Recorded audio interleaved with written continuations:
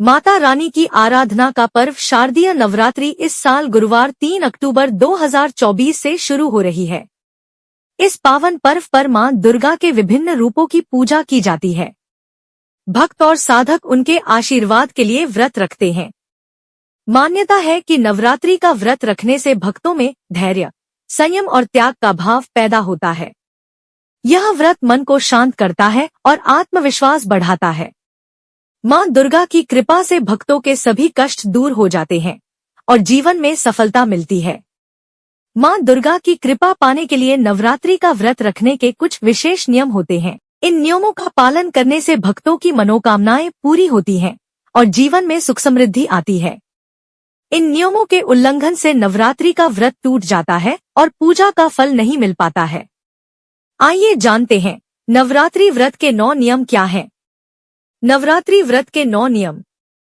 नवरात्रि के पहले दिन कलश स्थापना की जाती है और फिर 9 दिनों तक मां दुर्गा की आराधना की जाती है।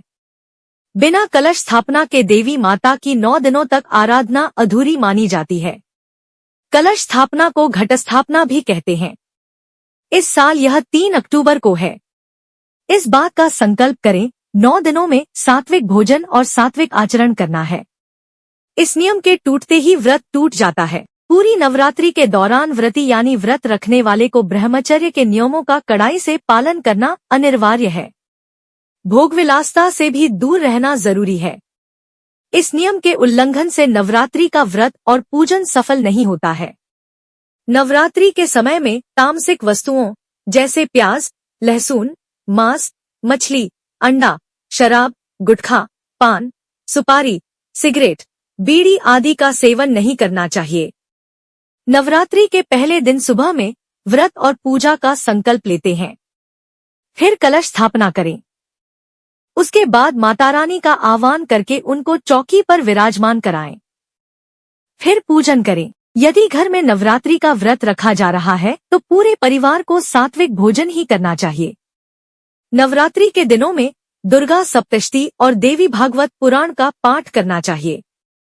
यदि स्वयं नहीं कर सकते हैं तो किसी पंडित से करवा लेना चाहिए।